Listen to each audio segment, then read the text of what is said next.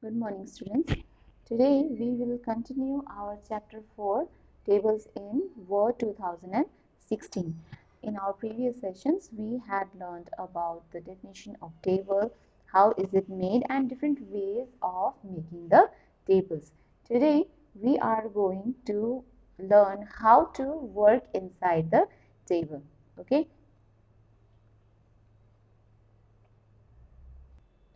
For this purpose, I have already inserted a table in front of you. Now let us see how can we enter data into a table. For entering a data into a table, first of all, we must select a cell. Okay, the rectangular boxes that you see here, these all are cells. So the table is primarily made only of cells. Okay, if you want to enter data into a cell, you will just simply click on the cell. Now you can see that here is the cursor that is blinking. After the cursor comes here, you can start typing. Okay. You can start typing. You can also use the arrow keys for moving from one cell to another. Or if you want to go randomly to any cell, you just go and click on that cell and that cell will be selected for entering the data. Here you can type data as per your wish. Okay. In this way, we can enter the data into the table. Now moving on to our next topic, selecting parts of a table. We may need to select a cell or only a row or only a column or even the entire table, means all the contents of a table for the editing purpose, for editing its content or to format it. Okay, so for selecting the parts of table, what you will have to do, you will select a cell of the table first. First click a cell in the table.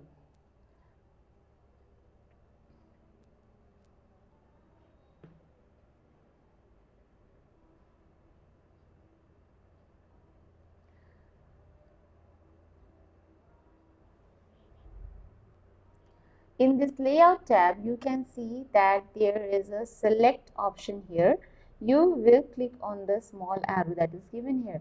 There are 4 different options: select cell, select column, select row, and select table. You will select the required option that you want to select. Suppose I want to select a column. So you can see here the column has been selected. Okay, let us try again. Select cell. The single cell has been selected. Now select row. The row in which the cursor was placed has been selected. And lastly, select the table. The whole table has been selected. So in this way, you can select partially or totally the contents of the table for editing these purpose.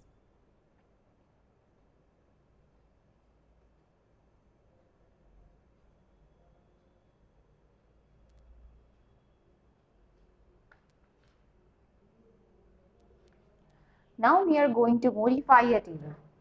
Okay, how can we modify a table? Once we have inserted the table into a document, even after inserting, we can modify or change its structure as our requirement. Means inserting table is flexible. We can make any kind of changes even after inserting. Like we can insert or we can delete the rows and columns that are present in a table. We can change the size of the rows and columns that are already in the table, and we can also merge or split the cells. Okay, so there are different things that we can do in a table even after inserting it. Now first of all, we will learn how to insert rows and columns in a table.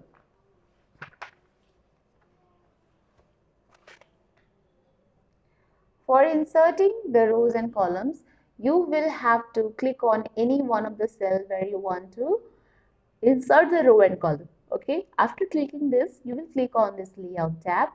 In this layout tab, just look for the rows and column group. Here you can see different options: insert above, insert below, insert left, or insert right. Insert above and insert below, it inserts the row above the cursor or below the cursor. Okay, insert left and right inserts column to the left of the cursor and right of the cursor. I'll show you one by one how does it work. Now I have selected this second cell here. We will first choose the insert above option. You can see that there is a new row just above the cell of the cursor. Okay, now we will choose insert below. Whoa. Now you can see that I had put the cursor here. So there is a new row just below the cursor. Now we will choose insert left. So a new column has been inserted on the left side. And now we will choose insert right. Since this column was selected, the new row was inserted to the right. If I want to insert a row this side, then I will place the cursor and insert. Click insert right. In this way, we can insert the rows and columns in a previously made table. Okay. After this, we will learn about resizing rows and columns. How can we adjust the height of a row? For adjusting the height of a row, first of all, we will select the rows whose height you want to change. Suppose I want to change this entire row. So I will click here and I have selected it. After this, you will look for the cell size group in layout option. You will click on this layout option and you will choose the cell size group. From here, you can increase or decrease the height of a row. Suppose, see here, I am increasing the height. It is based totally on the size of the letters that you are going to type. If the row height is small, then what will happen? The letters will not fit properly and it won't be visible clearly. Now I have made it 0.9. Okay. See, if we are putting it small, then what will happen? After 0, it won't be small. So it is too small to view. You can also increase the table width.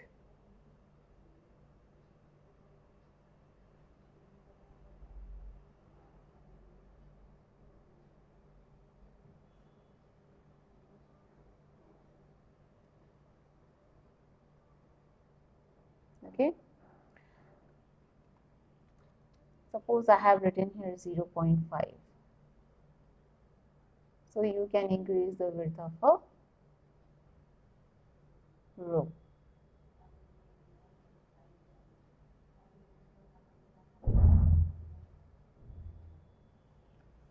Did you understand now? How can we increase the height of the row? The width is for the column section. Okay. Suppose I want to increase the length of this width till here. Now what I will do, I will just click on the width option. You can see that the first column width has been increased. Okay. So the height option is for the row and the width option is for increasing the width of a column. In this way, you can change the height and width of a row and column. Now, after adding and editing, we must also know how to delete the part of table. We can delete the cells, we can delete the rows, we can also delete the columns or even the entire table if it is not required anymore. Okay. So, to delete the parts of table, what we will do? We will first click the cell in the row or column that you want to delete. Now in the rows and columns group, you can see here there is delete option. Okay, when you click here, you can see there are different options given: delete cell, delete column, delete rows, and delete table. You can choose any one of them, whatever you want to delete. From here, in this way, you can delete the given cell.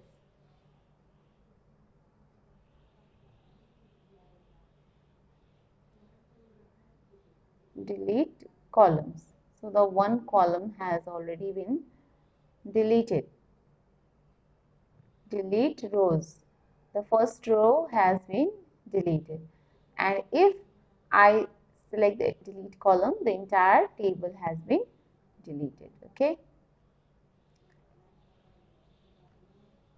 So in this way, you can delete the whole table or part of a table.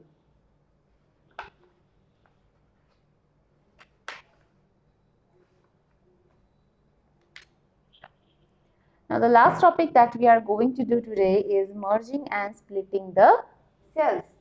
Okay, merging means to combine, make two cells join into one, and splitting means to divide the cells, divide the single cell into one or two.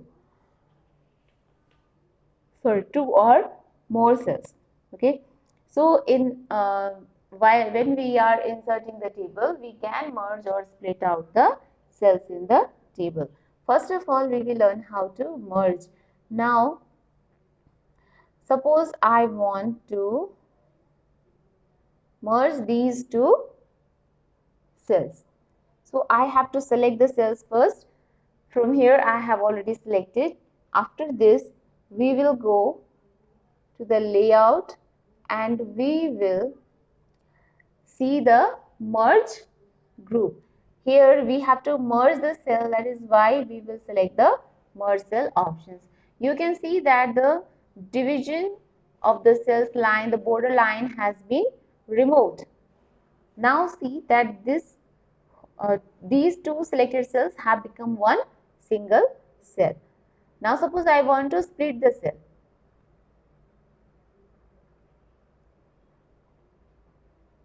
Now if you want to split a cell, you will click on the cell you want to split. Suppose I am going to split this first cell. I will choose split cell option. It will ask you in what number of cells you want to split it. If I choose here 3, you can see now this single cell has been divided into 3 sections. Okay. In this way, we can merge or delete the split the cells in table. Now, merging and splitting the cells is especially helpful when we are working with so many subdivisions and divisions of a data. Okay, so in that time it is really very helpful in maintaining the data where there are so many small subdivisions. Okay, in this way I think you have understood what we have learned today. I hope you all have understood working with table, deleting it, editing it, adding and merging and splitting. Okay, now see you all tomorrow in our next sessions. Till then, you all practice well at home and revise the chapter carefully. Okay, thank you students.